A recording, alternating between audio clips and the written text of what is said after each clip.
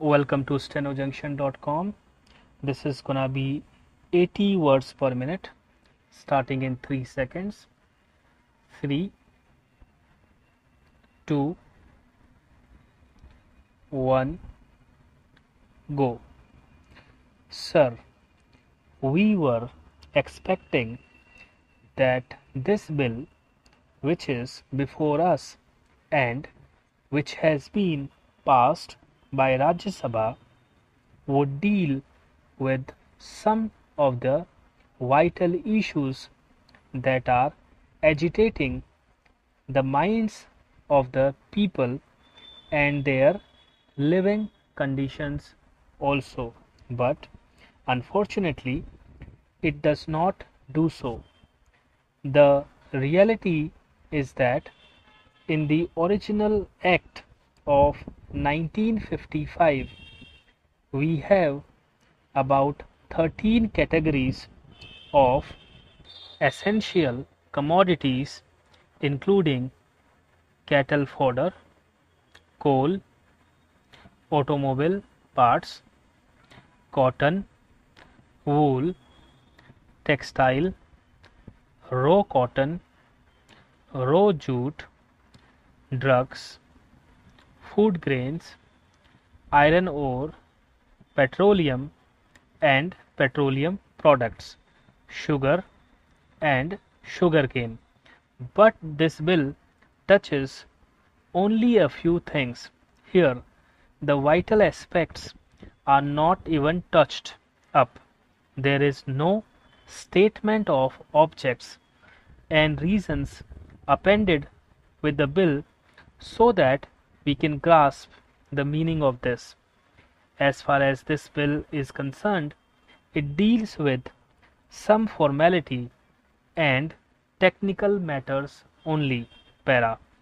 When we touch upon this subject, we know that there are three aspects which are important, such as production, distribution, and price. With regard to production, the whole country knows that there has been a bumper crop of food grains and we are patting ourselves on the back for that. Besides that, there have been huge imports.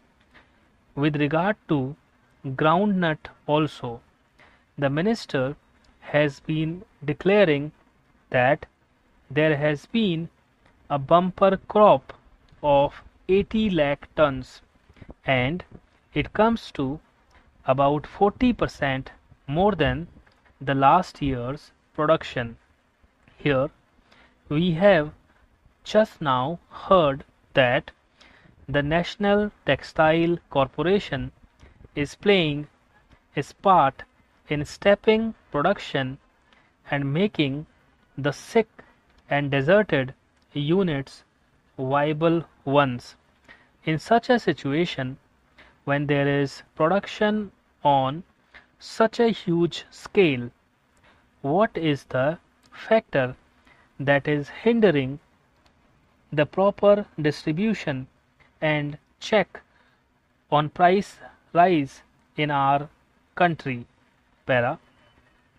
I would like to ask, in view of the fact that the production in the public sector is growing, even the National Textile Corporation with 6 meals, most of them dead meals, is growing. I would like to know about role of the private sector in the matter of textiles. We have been hearing that the private sector is resorting to lockouts and even retrenchment. Is the government of India aware of the fact that the monopolies in our country are resorting to a policy of increasing profits by raising prices after reducing production? So, their policy is anti-national.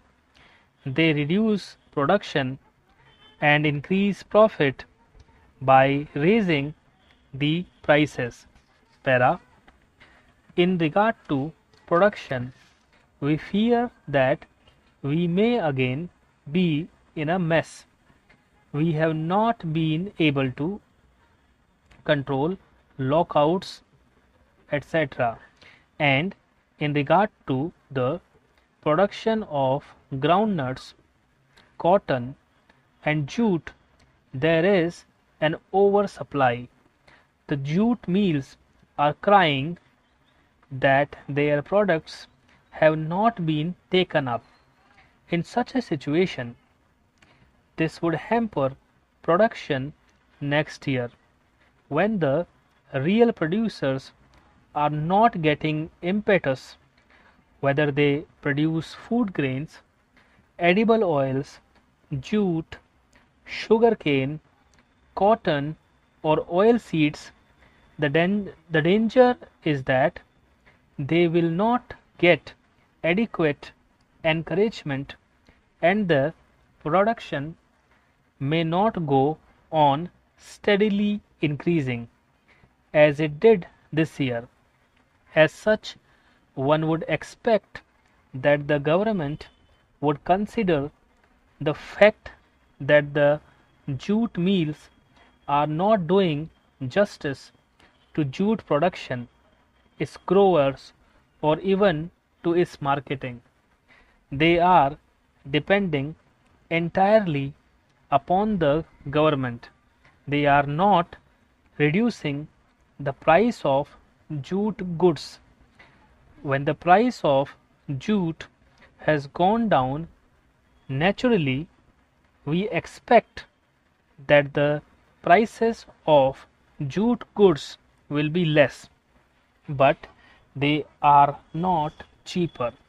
There is a crisis in the jute market, but the prices of finished goods are where they were. They are also slightly costlier in some respects. Para. In such a situation, the production policy of the private sector is not helping the cause of the industry itself, much less to talk of that of the producers or consumers.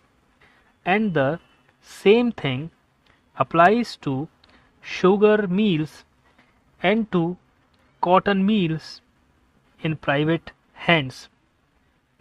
One would feel that the time has come when the government should take up courage to nationalize at least jute, cotton, and sugar mills in order to be in a stronger position and to have a strong hand over production and to have a steady increase in production in order to have proper distribution and reasonable prices.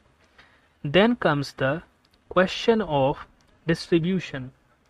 With regard to this, our government feels very helpless. The minister has indicated that the traders were reconciled to the emergency and were waiting on their wings to exploit the situation when the opportunity arose. The opportunity was the delay in onset of the monsoon by 3 weeks, which led them to hoarding and black marketing. He is saying in a helpless manner that some delay in the onset of the monsoon allowed them to resort to hoarding and black marketing. Therefore, they are committing these crimes at a time when there is a national emergency when the government has more than adequate powers to control them. Stop.